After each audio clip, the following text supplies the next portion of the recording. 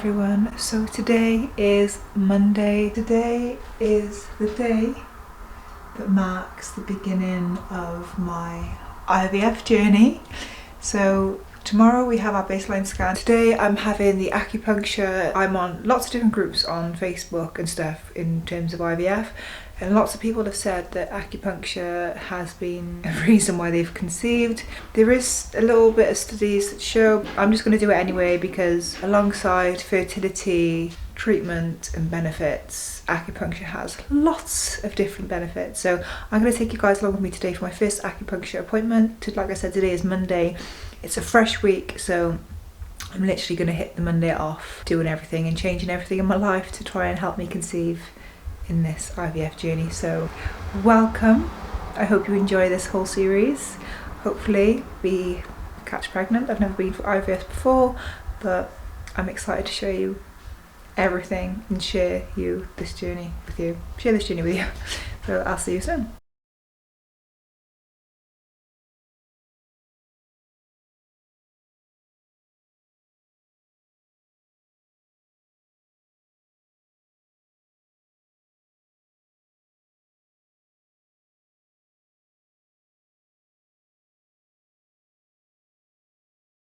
So in terms of acupuncture, when would you say is the best time to start the actual process when beginning your IVF journey?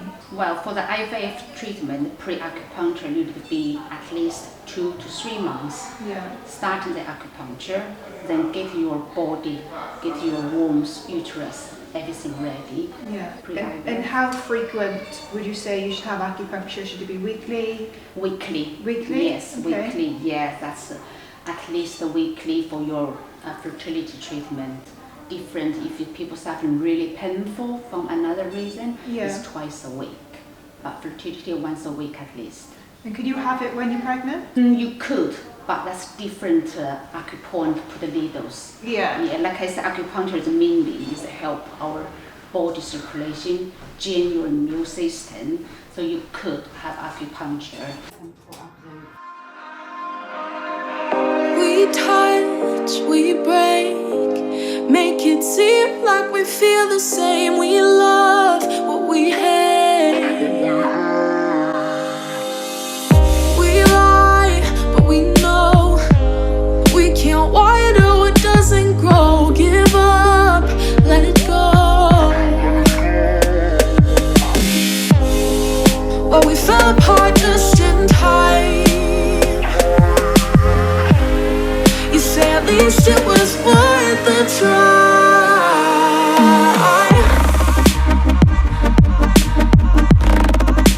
At least it was worth a try.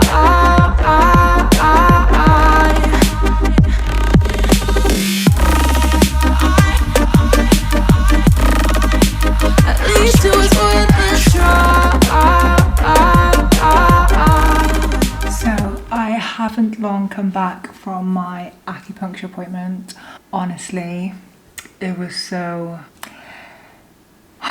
relaxing. I thought it was going to be painful with acupuncture. Obviously you've got the needles and I was like, oh my god, is it going to be painful? But to be honest, it was not painful at all. It was so nice. I also bought these herbs. Apparently these are meant to help with your menstrual cycle. My periods are not the best because I do have PCOS. They have times where they regulate and they're really good, and then they have times where my cycle days are so long. Like for example, I came on my period in June, beginning of June, and I still haven't come back on yet, although my Flow app says that I'm not going to come on until the 7th. I'm just going to try these herbs. These are like Chinese herbs. Chinese medicine is meant to be really good. I've never actually tried it, but I'm going to try it now, today, and see if they actually help. These are like 6 days worth. So you literally just put the herb in your hand and then drink water. So let me just get some water and then I'll take them with you guys and I'll give you a review. Of how you do it. Oh god, they're like, can you see? Like fish food. Oh god. How the hell am I meant to do that? Or maybe I should like, tip the sachet in my mouth over there. Ready? Oh god. It's like a spice. It tastes like a nice spice. I'm just gonna get a sachet and do the sachet. I think I'm literally I think I'm late to the party, guys, because I've seen so many people recommend acupuncture for IVF, and that's why I have, you know, started going now from today. But she did say it's best to go at least 2 months before you start IVF to actually get your body ready, prepared. And she did say to me, you know, it's best to start like the egg retrieval process in 2 months, but I haven't got that patience, guys. This is why I've decided to go private, because I've been on the NHS list for 2 years now, and it's just, be referred to fertility, but we still get nothing. But I'll explain that more in detail. Anyway, don't you just love it when you're recording and your camera dies? Saying that, let's get back to taking these hips. Ugh. Tomorrow is the baseline scan, so I'm going to take you guys along tomorrow. My aim of this vlog series is to show you guys the whole process of the IVF ICSI treatment. Should you be having it, because I know like literally a week ago today, that's all I've been watching is videos, and it's not much on the actual process, as in like appointments and stuff, so I'll show you guys. Good morning, everyone. We are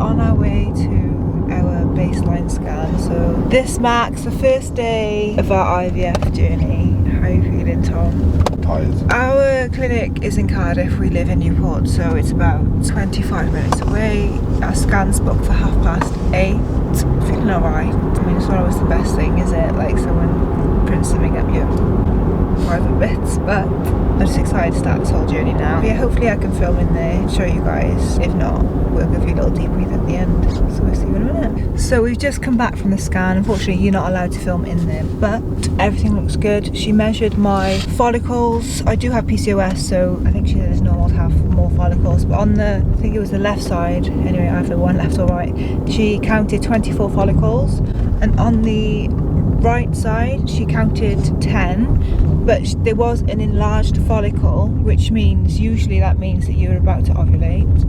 But so she counted 10, and then she did say that obviously it could be that she's missing some because there is a large follicle there.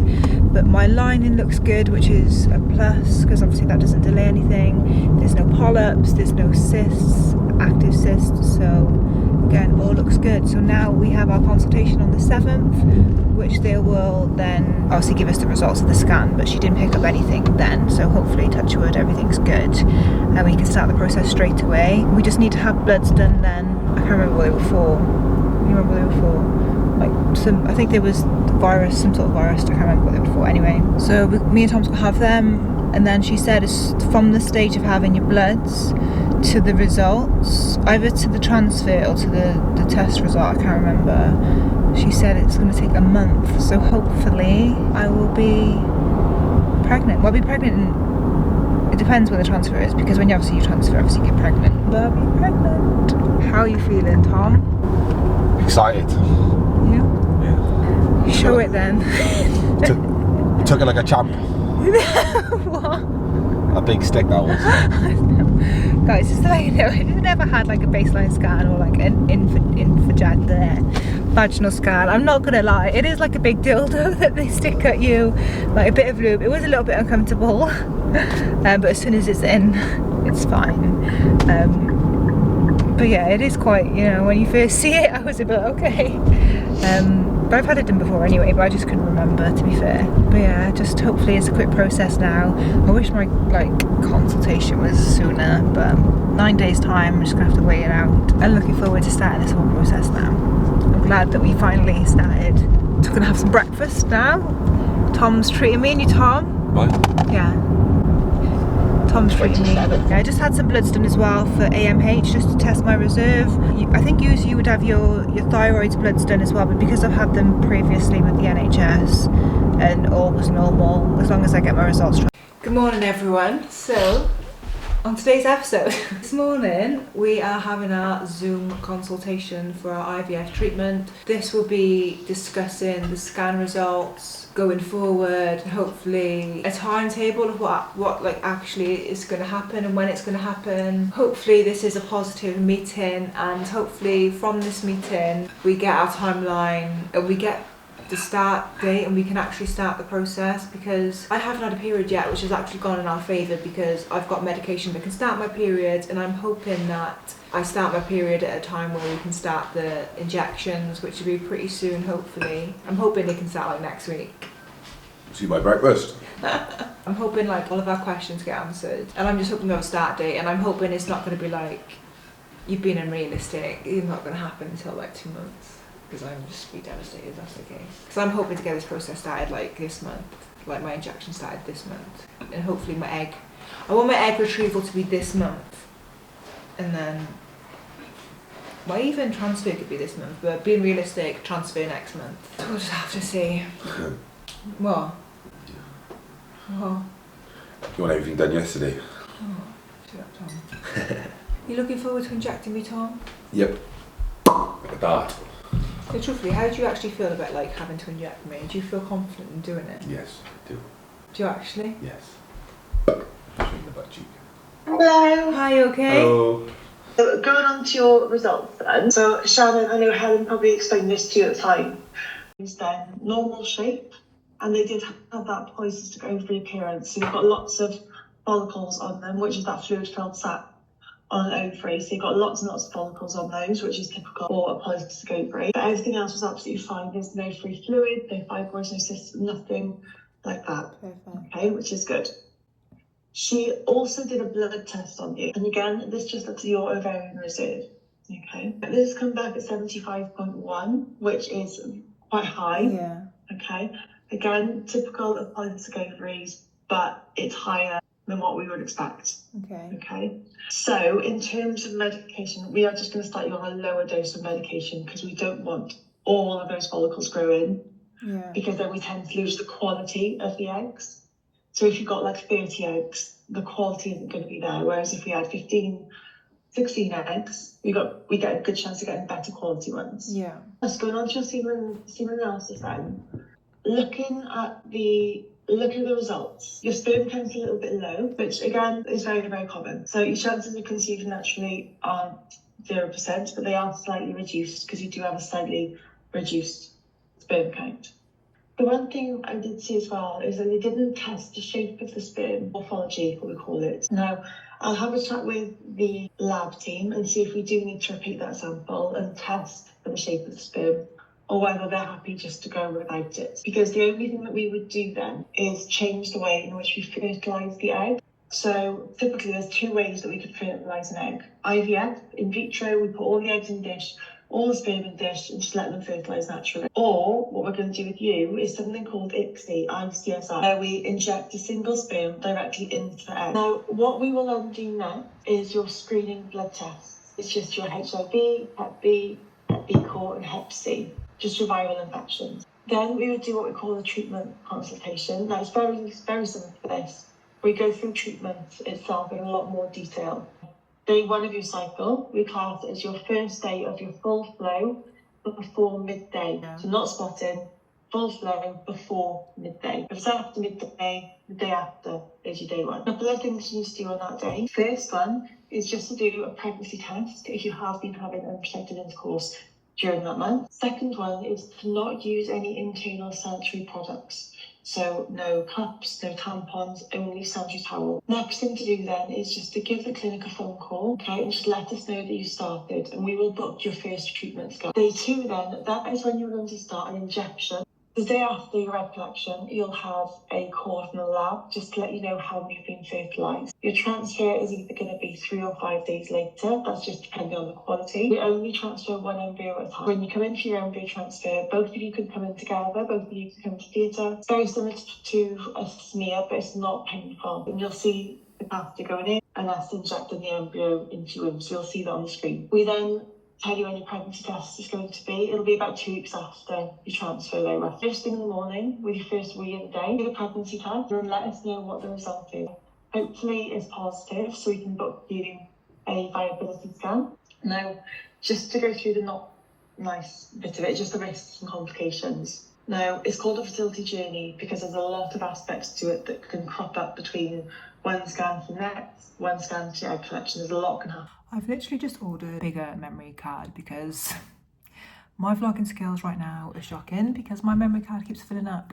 But anyway, just debrief of the consultation that we just had. It's a lot of information to take in, definitely. I think they're going to email everything that we discussed over anyway, just so we can look at everything. So we've got a bit of a hurdle. So having PCOS, your ovarian reserve tends to be quite high anyway. It might come back at like 70.5, something like that. I can't remember the exact numbers, which is like extremely high, and even they said for them that's higher than what they would expect for PCOS. So that's threw a spanner in the works, but they can still work with it, which is good. Just like they said, they just need to give me lower medication. I'm just hoping and praying, literally hoping and praying that I have eggs that meet the end stage, because we all know there's various stages that your eggs go through when you have IVF, such as retrieval, such as mature, such as fertilized, blastocyst, etc. And I'm just praying, even if we just get one egg, you know, even if we just get one, I'd be grateful. I'm gonna go for the PGD testing, just because I would like to have a fresh transfer in hopes that everything goes well. There's a lot of side effects, a lot of risks with IVF, as you guys would know, going through this journey, such as OHSS, failed cycles, hormones not being where they should be. So I'm just praying, really hoping that it's meant to be this time around, and I'm just hoping that it works first time. It's quite an emotional, it's quite overwhelming actually, that's the best word to describe it. It's quite overwhelming, the meeting, because I think that's when it starts to feel real. When you're talking about the process and everything, it's starting to feel real now. And then when she talks about the risks, also they feel real, and it's scary because obviously it's a massive journey. Like fertility in itself, trying for a baby naturally, you know, if you are lucky enough to conceive naturally, is a huge journey. And I feel when you've got to the point where IVF is your option, you know, that's like the last option in fertility, and when this is our option now, it's just scary, it's crazy, and you just want it to work. I just want to get started now. I'm just at the point, I just like want to get started. You know, we need to have our next consultation now, just to have our bloods done. Hopefully this can be done literally next week. I'm hoping we can go next week. It's scary, like now it's happening. I'm just so scared of like, because you're so happy and so excited to start this IVF journey, but then when you face the risks, and I can just imagine how heartbreaking it is to start the cycle, be that excited, you know, and then something going wrong, which is out of your control. And I think that's the hardest part. It's literally all out of your control. Like you have no control over your hormones, you have no control over your ovaries, how they're going to react, how they're going to grow, are they going to mature. It's literally just your body needs to do its thing, and you just have to just have faith, I suppose, and just trust the process and just hope. I think that's all you need to have, really, is hope that it's going to work, and that's all you can have. Like everything you can do, you've done, but when it comes down to the medication and your body, then you just need to just let it do its thing and just pray that it goes the way that you want it to. Hello everybody, coming to you in my new dressing room. Literally just been renovating the whole house in this room. It's finally finished. Anyway, I just want to give an update. We had our consultation yesterday, just the like initial first ever consultation that you have when you start IVF. It's literally just to talk about the treatment process, what to expect, side effects, etc, etc.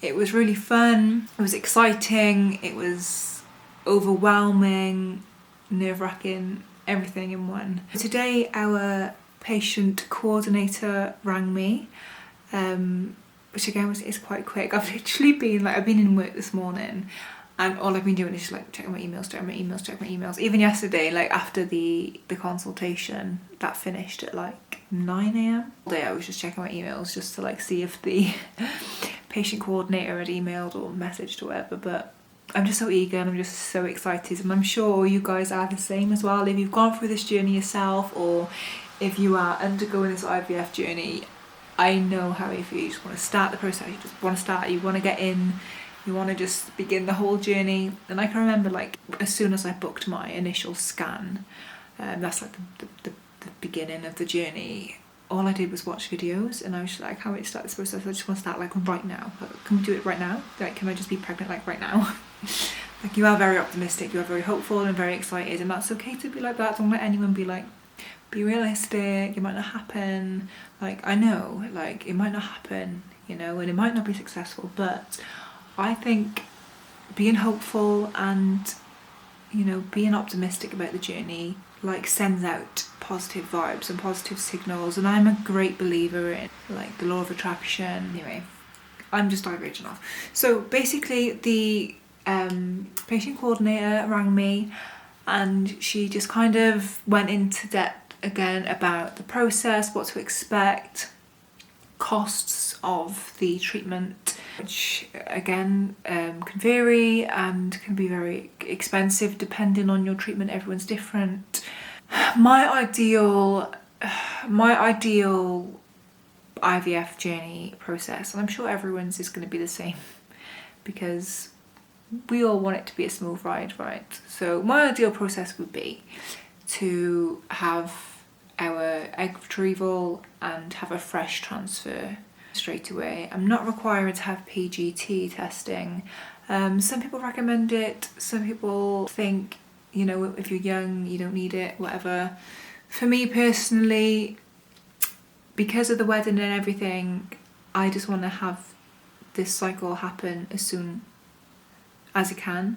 And I know I'm quite naive in saying this, like saying I want to be pregnant at this time, because I know pregnancy and the journey, you can't always choose as and when it's going to happen. The IVF thing was kind of like a last minute thing as well. Had we have been in a situation where we could have gone for the IVF journey sooner, which we kind of was, nothing's changed, we just didn't really think of it. I think we just kind of imagined the whole process being different, you know, going through the NHS. But I think it got to a point with me and Tom where we were just like, should we just do it? Let's just do it. And I wish we did it sooner, but it is what it is. But anyway, I'd like to have, the perfect scenario would be to have a fresh transfer and hopefully be pregnant. But yeah, in terms of IVF, there's obviously a cost of your treatment package, which we have to have the ICSI treatment because there is a male factor in fertility with our situation as well. Obviously I got PCOS and I've got my risks, and unfortunately with Tom he has his factors as well, so we have to have ICSI. So they talked about that, talked about the price of that, but then it's also your risks. So for example, if everything goes perfect, runs smoothly, amazing. If unfortunately I develop OHSS, which I am more of the higher risk because of PCOS, then unfortunately I would not be able to have a fresh transfer. I will have to freeze the embryos and go from there, which again is an added cost. So that goes on top of your quote package.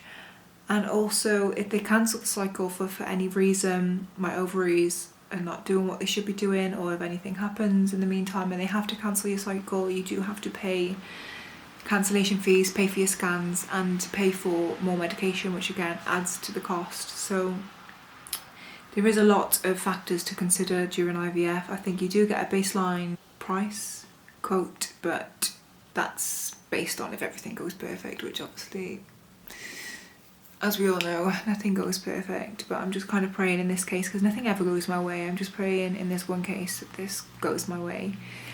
Anyway, so yeah, literally I can't believe how quick.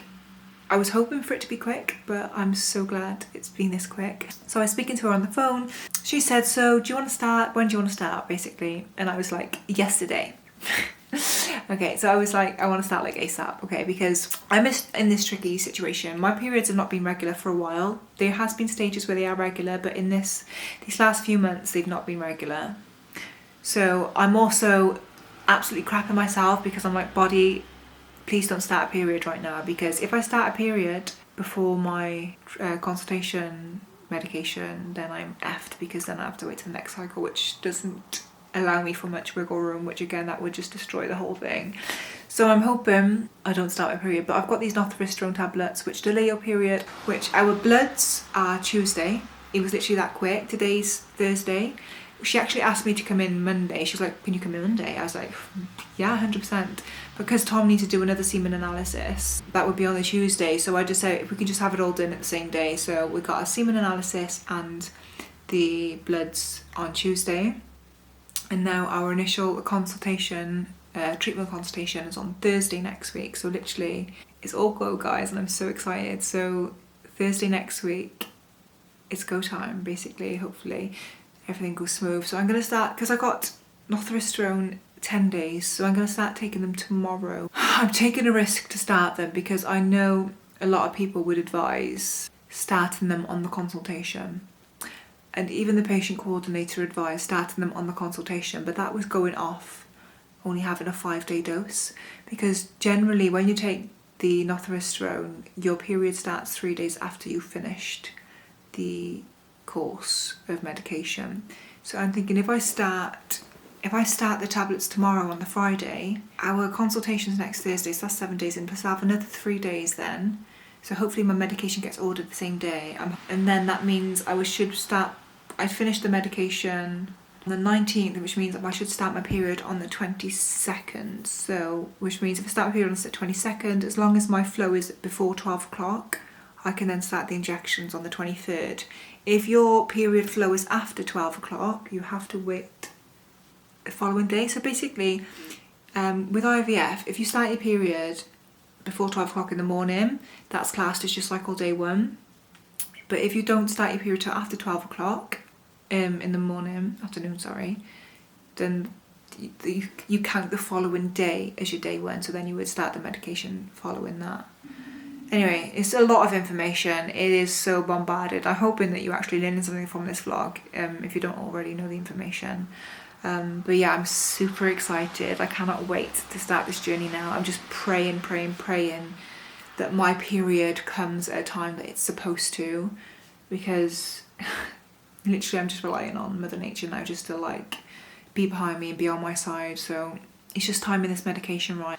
I'll keep you updated, guys. You'll see us next on the way to Bristol. We need to go to Bristol for our bloods. That's because the semen analysis they do in Bristol. So we'll see you guys when we're on the way to Bristol, and I'm hoping you're enjoying this vlog so far and it's not too boring for you. See you soon, guys. She advised me to take it on the day of the consultation because it would have only been 5 days. But then when I looked in my cupboard yesterday, it's actually 10 days. So I'm trying to find a day to take it right so that I come on my period the following week ready for the medication.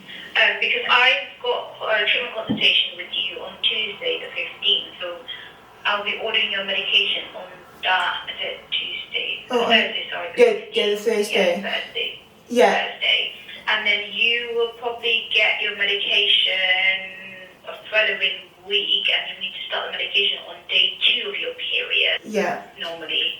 Yeah. So I was thinking if I could start taking it today, then I'd finish the medication on the 19th, and then obviously it's usually about 3 days, isn't it, that you start the period? Yeah.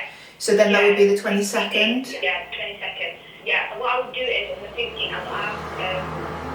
Your patient coordinator. Yeah, I'll ask them that Thursday she can send you an urgent prescription just in case once you start the 19th your period comes through earlier. Yeah. So I'll tell her to do an urgent prescription over the weekend so you just have your medication on over that Monday, so just in case it comes early and once you stop. On day 2 you start it once you've got the medication.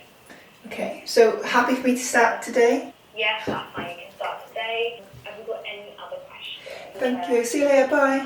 Bye. Yes! I can start my medication today, but I've not even gone to the toilet yet. I have my morning wee now and I'll freaking be on my period. But yeah, I can start my morning medication today. It's ringtone. That's ringtone. Hello, my love. Good morning. Morning. I just had a phone call off one of the nurses the nurse that we're having the consultation with next Thursday. Yeah. So they just said to me, start the medication today. So then we'll get your script urgently in, so then we can start the process the following week then. Yeah. So all go today, baby. But I'm gonna have my morning wee. I should do a pregnancy test this morning just to make sure you're not pregnant. And then start the medication. So I'm starting today. I'll take my first dose now. Yeah. So that's good news, isn't it? Excellent news, my baby. So I've taken my first tablet. So technically today is the first day. Today is the first day of my IVF journey. Technically, not my IVF journey, my IVF preparation. So today I've taken my first tablet of northosterone. So I'm now prepping my body for this IVF. We had to take a pregnancy test this morning, which I've taken, and that is obviously negative. Like, can you imagine that's positive after like 2-3 years? Hopefully this is the last ever negative pregnancy test that I have. Please God, make this the last ever pregnancy test that I have. On my next pregnancy test, I'll be testing 2 weeks post-transfer. I was going to test early. I'm always this person, I'm literally testing like 7 DPO. When I used to try for a baby naturally, 7 DPO. So 7 days past ovulation, I'd be like pregnancy testing. And I was kind of thinking throughout this IVF journey, I'll test early, I won't tell Tom, so then I can surprise him. And I've always had this idea of surprising Tom with a pregnancy, but I think I just need to accept the fact that unfortunately our fertility journey wasn't meant to be that way, you know? Maybe we were meant to go through this together. Maybe, who knows, in the future it's happened, people then catch naturally, you never know. But I've decided I'm going to wait till 2 weeks just because, one, if that test is negative, the heartbreak and the trauma that I'll be going through it alone, because I would have took that test, it'd be negative, and I just can't imagine how heartbreaking it's going to be if I do get a negative test, and obviously I want to be there with Tom for that. And secondly, I feel that, you know, we've gone through this whole process together, you know, we both got our problems, so it'd be nice for us both to have that positive test together, because we both deserve it, so finding out together would be nice. Excuse the traffic. And plus then it's viable, so for example if I test it's negative, that could still be that it's too early if I am testing early, plus that I'm having a trigger shot, so potentially I could have a false positive as well. So if I just wait the 2 weeks, try and be patient, I know it's going to be horrendous. At least then in 2 weeks, if it is positive, we can be like, oh shit, we're pregnant. And if it is unfortunately negative, then we can be like, okay, it didn't work. But I'm just hoping that doesn't happen. So yeah, today is Friday. Sorry guys, you're on my window and I haven't got the mic on this camera either, so there's going to be a lot of background noise, but the last, hopefully this is the last ever negative pregnancy test. So what I'm going to do here, guys, I'm going to conclude this vlog here, this episode here, just because when I was editing the video yesterday, it's quite a long episode, so I don't want it to drag out too much. So on the next episode, that's going to be our bloods, our consultation, and then the whole injection process. And then the third episode would be the egg retrieval and transfer, probably. So yeah, I hope you guys enjoy this video. I hope it's not too much blabbing, and this is more like an educational type, not educational, but more like an informal discussion about the whole IVF process. And if you guys are having IVF or you're planning on doing it, if you guys are planning on having IVF or you're going through it yourselves, I really hope that you've actually got something from this video, or even if I've got you looking forward to your journey, because I know when I was watching these videos, I was getting super excited to start the journey, and trust me, it does come around so quick. That initial wait to get your first ever appointment, your scan, is horrendous. But then as soon as you're there, like for me anyway, with the clinic I'm with, it's literally been bam, bam, bam. Literally I had my scan, and then it was a bit of a wait from the scan to the initial consultation, it's like 9-day wait, and then from my initial consultation, which was not yesterday, day before, I've already got my bloods booked next week. So literally within 2 weeks of my consultation, I'll be starting the process with the injection. So I just can't wait to share this journey with you, and hopefully it's a successful journey, and I'm just hoping I'm watching this back one day and I'm actually pregnant with my little baby. But yeah, I'll see you guys in the next video, guys. Bye.